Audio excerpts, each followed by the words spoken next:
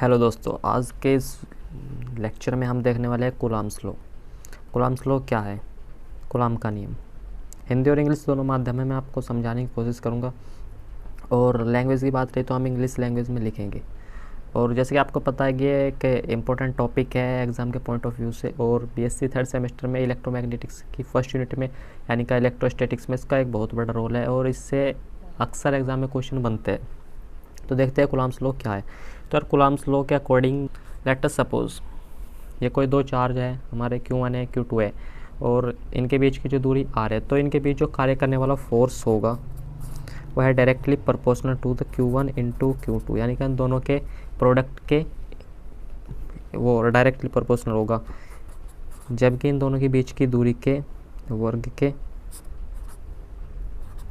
व्युत्क्रमानुपाती होगा। ये दो चीज़ कूलम्ब्स ने बताई। According to Coulomb's, there works a force between two charges. This force is known as electrostatic force, and the magnitude of this force is directly proportional to the product of the charges and inversely proportional to the distance between two charges. ये Coulomb's ने बताया।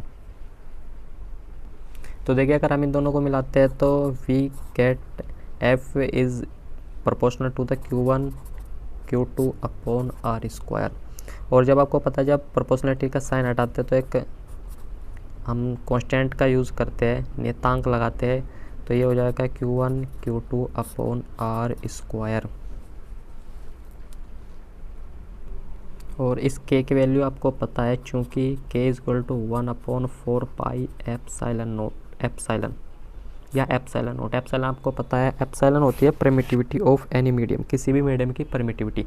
Medium वह medium है जिसके अंतर्गत आवेश रखे हैं और उस मीडियम में हमको इलेक्ट्रोस्टैटिक फोर्स फाइंड आउट करना है। इलेक्ट्रोस्टैटिक फोर्स क्या होता है? ये कूलम्ब ने बताया कि किन्हीं भी दो आवेशों के मध्य एक फोर्स कार्य करता है और उस फोर्स को इलेक्ट्रोस्टैटिक फोर्स हम बोलते हैं। तो ये Q की वैल्यू यहाँ पे इसमें अगर हम रखते हैं तो we get F is equal to 1/4 pi epsilon Q1 Q2 upon R square. ये किसी भी माध्यम में रखे दो चार्ज है, उनके बीच जो इलेक्ट्रोस्टैटिक फोर्स होगा उसकी वैल्यू ये होगी। और अगर हम बात करें कि चार्ज हमारे एयर या फ्री स्पेस में रखे हैं तो उसके लिए एप्सिलॉन हमारा एप्सिलॉन नोट हो जाएगा, क्योंकि वायु की जो विद्युतशीलता होती है ना, परमिटिविटी ऑफ एयर, उसको हम एप्सिलॉन नोट से रिप्रेजेंट करते हैं। तो अगर हम वायु की बात करेंगे तो यहाँ पे एप्सिलॉन की जगह एप्सिलॉन नोट आ जाएगा। तो यार ये कूलम्ब का नियम है, ये कूलम्ब ने बताया। तो अब इसको लैंग्वेज में लिखते हैं। आई होप आपको समझ आया होगा। तो यार लैंग्वेज मैंने इंग्लिश में लिखी है और हिंदी में मैंने एक्सप्लेन किया है और मैं करता रहूँगा, साथ ही साथ आपको इंग्लिश में भी हिंदी में भी एक्सप्लेन करूँगा।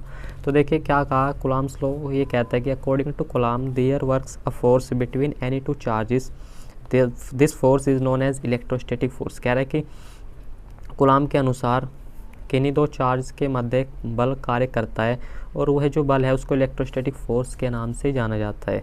द मैग्नीट्यूड मीन्स होता है परिमाण of this force is directly proportional to the product of charges and is inversely proportional to the square of distance between them. कह रहा है कि इस फोर्स का जो मैग्नीट्यूड है वह इन आवेशों के गुणनफल के अनुक्रमानुपाती होता है और उनके बीच की दूरी के स्क्वायर के इनवर्सली प्रोपोर्शनल मीन्स व्युत्क्रमानुपाती होता है।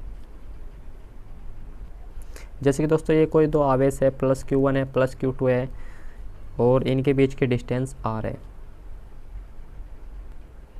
तो कूलम्ब के अनुसार क्या होगा? कूलम्ब ने कहा कि जो F होगा वो इन दोनों के चार्ज के गुणनफल के अनुक्रमानुपाती, means F is inversely proportional to the Q1 into Q2, this is 1 and F is inversely proportional to the R square, this is 2। तो ऑन कंबाइनिंग इक्वेशन 1 एंड 2 अगर हम इन दोनों को कंबाइनिंग करते तो we get F is proportional to the Q1 Q2 upon R square. तो इन दोनों इक्वेशन को मिलाने पर हम पाते हैं कि F इज इक्वल टू, क्योंकि अगर हम इस साइन को हटाएंगे तो यहाँ पर एक कांस्टेंट लगाना पड़ता है और वो कांस्टेंट K है, तो K into Q1 Q2 upon R square. भाई एक्सपेरिमेंट से हम K की वैल्यू फाइंड आउट कर दे 1/4 एप्सिलॉन। ये एक्सपेरिमेंट से निकाली जाती है दोस्तों वैल्यू। तो इसको हम इस इक्वेशन में अगर रखते हैं तो हम पाते हैं कि F is equal to 1/4 pi epsilon Q1 Q2 upon R square. Where epsilon is the permittivity of any medium. Permittivity है एप्साइलन, किसी भी माध्यम की, जिस माध्यम में आवेश रखे या जो गिवन माध्यम होगा उसकी परमिटिविटी एप्साइलन है। If the charge are placed in free space, और यदि हम चार्ज मीन्स आवेशों को फ्री स्पेस यानी का मुक्त या एयर, मुक्त वातावरण या एयर यानी का वायु में रखते तो एप्साइलन नोट हो जाएगा। Where epsilon not is the permittivity of free space या एयर। सो ये हो जाएगा F equal to 1/4 epsilon not Q1 Q2 upon R square. और एप्साइलन नोट की अगर वैल्यू की बात करूँ तो ये होती है 8.85 × 10⁻12 coulomb square per newton metre square. 1/4 epsilon naught equal to 9 × 10⁹ newton metre square per coulomb square. यदि आप एप्सिलॉन नोट की वैल्यू यहाँ पे रखते हो तो इस कंप्लीट की वैल्यू आएगी आपकी 9 × 10⁹ newton metre square per coulomb square. ये इसकी यूनिट होगी किसकी, 1/4 एप्सिलॉन नोट की। सो दिस वैल्यू को रखने पर हम पाते हैं कि F = 9 × 10⁹ Q1 Q2 upon R square. तो दोस्तों ये था आपका Coulomb's law. Now students we see the vector form of Coulomb's law. तो वेक्टर फॉर्म यानी का सदिश रूप किसका, कूलम के नियम का। कूलम के नियम का सदिश रूप क्या है वो देखते हैं। जैसे कि आपको पता है फोर्स है और force is a vector quantity, तो F वेक्टर हो जाएगा हमारा 1/4 epsilon naught Q1 Q2 upon R square, और ये हो जाएगा R कैफ। यानी का कोई दो चार्ज है और उनके मध्य जो कार्य करने वाला फोर्स F है उसकी जो डायरेक्शन होती है वो अलोंग R की दिशा में होती है, R वेक्टर के अलोंग होती है।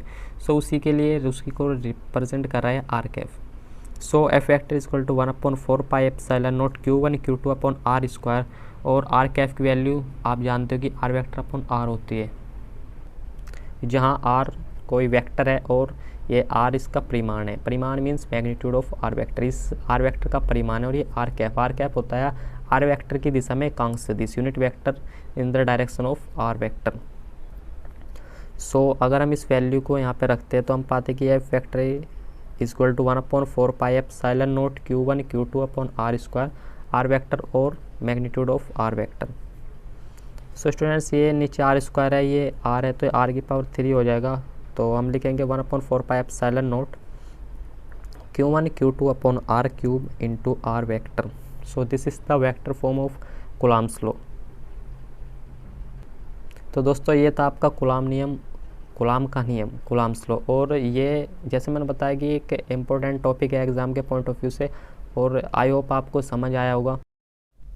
नेक्स्ट टॉपिक है हमारा Coulomb's law in terms of position vector. अब हम कूलम्स के नियम को पोजीशन वेक्टर की फॉर्म में देखेंगे। इसको ये एक छोटा सा डेरिवेशन है और करते हैं, इसको देखते हैं। देखिए दोस्तों ये एक आवेश है, कोई Q1 है और ये इधर आवेश कोई Q2 है। ये पॉइंट A कोई पॉइंट A है जिस पर आवेश Q1 है, और ये कोई पॉइंट B है जिस पर आवेश Q2 रखा है। और ये Q2 का पोजीशन वेक्टर R2 वेक्टर, और Q1 का यानी का पॉइंट A पे जो आवेश रखा है Q1 उसका पोजीशन वेक्टर RA वेक्टर है। तो A और B के जो बीच की जो डिस्टेंस है इसको हम मान लेते हैं R21। ये BA है बेसिकली BA, और इसको हम लेते हैं R21 वेक्टर। ये मूल बिंदु है और ये x अक्ष ये है अपना y अक्ष। तो स्टूडेंट्स इस डायग्राम में यहाँ पे आप देख सकते हैं एक आवेश ये है, एक आवेश की ये Q2 है। तो इनके बीच में इलेक्ट्रोस्टैटिक फोर्स F की वैल्यू हमें फाइंड आउट करनी है। तो ये Q1 है और इस पर Q2, इन दोनों के मध्य में एक बल लगेगा। ये Q1 है, इस पर एक फोर्स लगेगा जो Q2 के कारण लगेगा, और उसकी जो डायरेक्शन होगी वो इधर की साइड होगी। मान लीजिए ये है हमारा फोर्स 12 F12 जो Q1 पर लग रहा है Q2 के कारण, और एक फोर्स Q2 पर लगेगा Q1 के कारण, इसकी जो डायरेक्शन वो इधर की साइड होगी। मान लीजिए इस फोर्स का नाम हम देते हैं F21।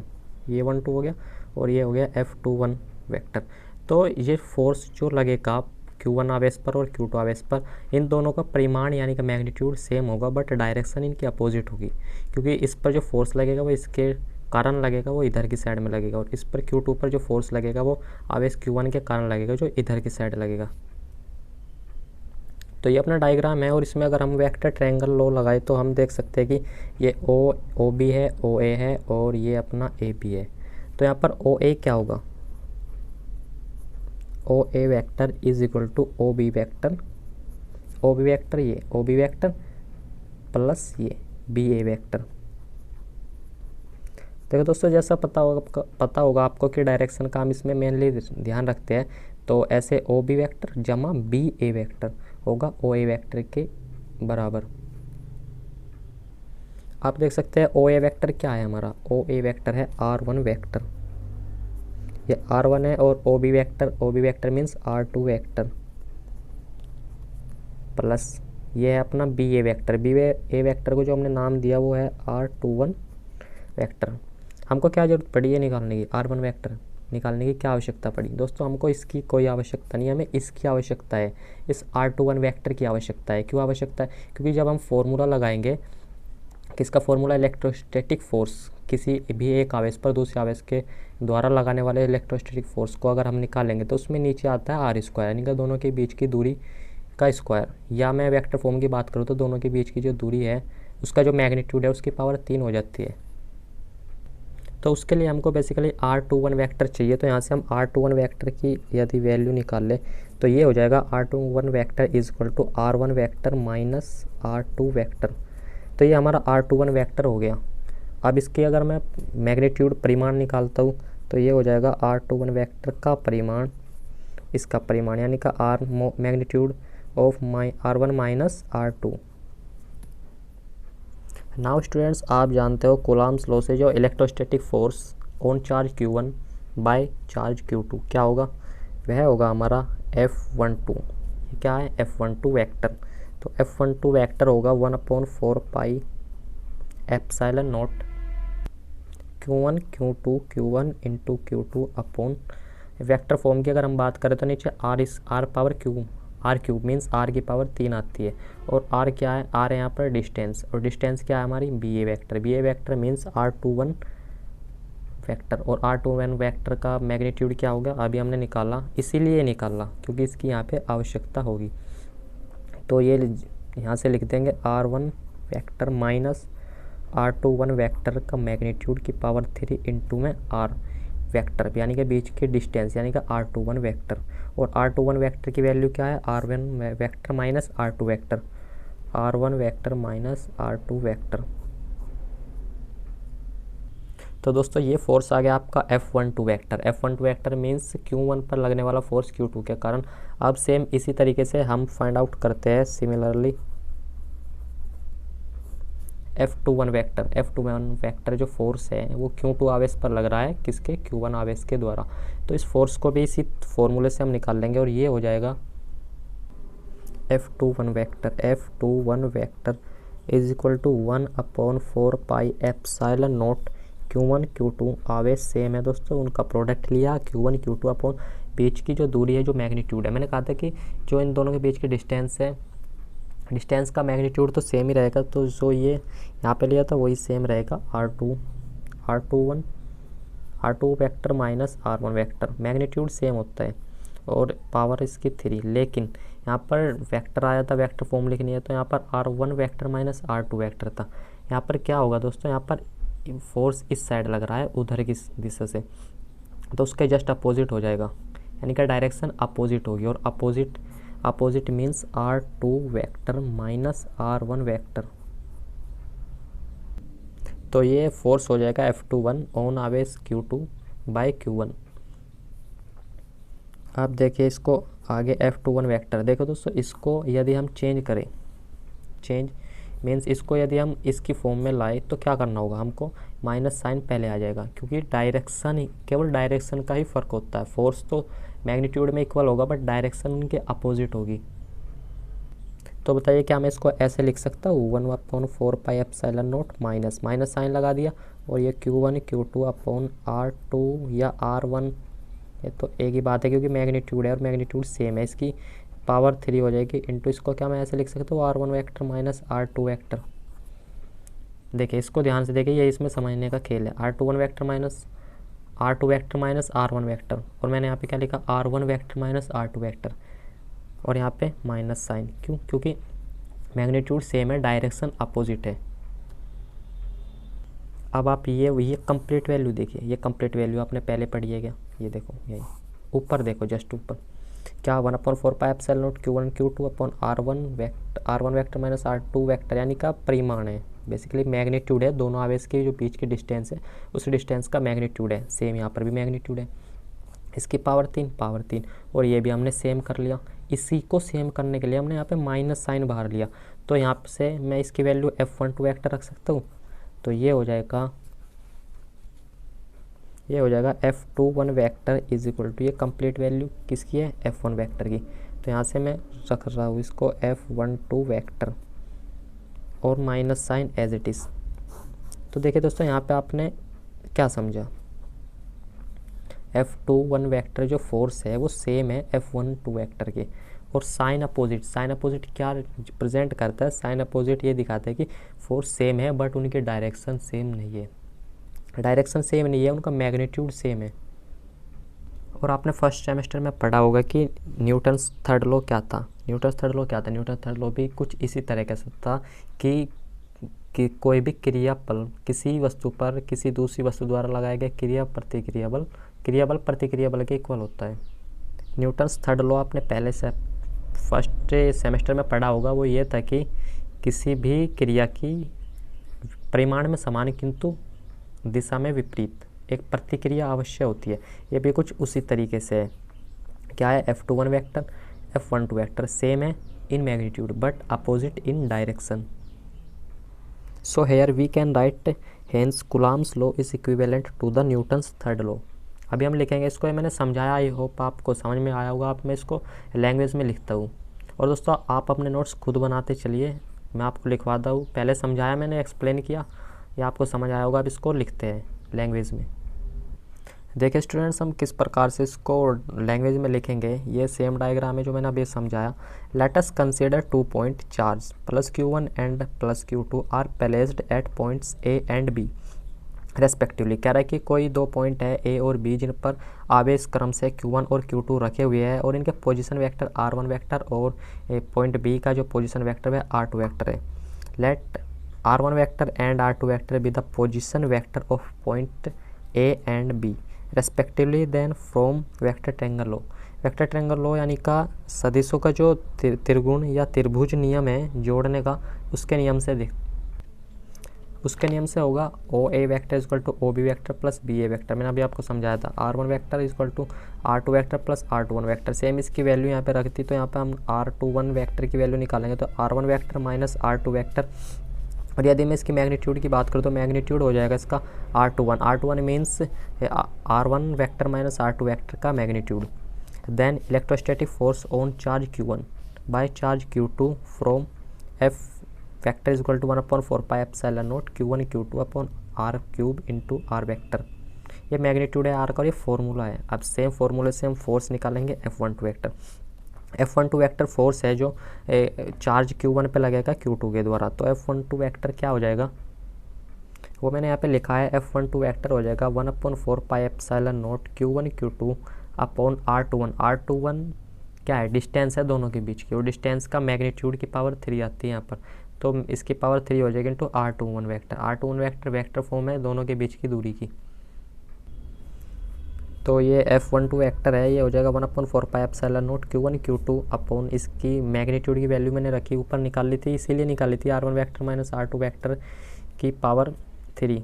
ये मैग्नीट्यूड है दोनों के बीच की डिस्टेंस का, और ये इसकी वेक्टर फॉर्म है R1 vector minus R2 vector. Similarly the electrostatic force on charge Q2 by charge Q1। Same इसी तरीके से हम चार्ज Q2 पर निकालते हैं electrostatic force by the charge Q1। तो ये हो जाएगा F21 वेक्टर, ये हो जाएगा 1/4πε0 Q1 Q2 और दोनों के बीच की दूरी का मैग्नीट्यूड की पावर 3 और R12 वेक्टर। सेम इसमें वैल्यू रखते हैं, मैग्नीट्यूड की वैल्यू रखते हैं, डायरेक्शन इसकी वैल्यू रखते हैं। तो क्या होता है देखते हैं। ये हो गया F21 vector 1/4πε0 Q1 Q2 same रहा, दोनों के बीच की मैग्नीट्यूड जो है दूरी का उसकी पावर 3 हो गए, और ये इसकी वेक्टर फॉर्म है डिस्टेंस की R2 vector minus R1 vector. तो F21 vector is equal to, इसको हम मैंने बताया था ना आपको कि इसको यदि हम इसको ए माइनस बी से अगर मैं बी माइनस ए करूँ तो इस माइनस बाहर आता है। सेम कंसेप्ट अप्लाई किया और यहाँ पे हमने लिखा -1/4πε0 Q1 Q2 अपॉन, ये सेम है मैग्नीट्यूड की पावर 3 एंड डायरेक्शन, बीच की डिस्टेंस विद डायरेक्शन। सो इसकी वैल्यू अभी हमने फाइंड आउट की थी। ये क्या था, ये बेसिकली F12 फोर्स ही था। F12 फोर्स मीन्स Q2 आवेश द्वारा लगाया गया Q1 आवेश पर बल। तो ये हो जाएगा F21 vector is equal to minus of F12 vector. तो hence Coulomb's law is equivalent to the Newton's third law. Newton's third law क्या था, न्यूटन्स थर्ड लॉ यही था कि every action has same reaction but opposite in direction, यानी कि प्रत्येक क्रिया की एक प्रतिक्रिया होती है जिसकी दिशा दिशा अपोजिट होती है और परिमाण सेम होता है। सो इस प्रकार से हमने अपना टॉपिक कंप्लीट किया कूलम्ब्स लॉ एंड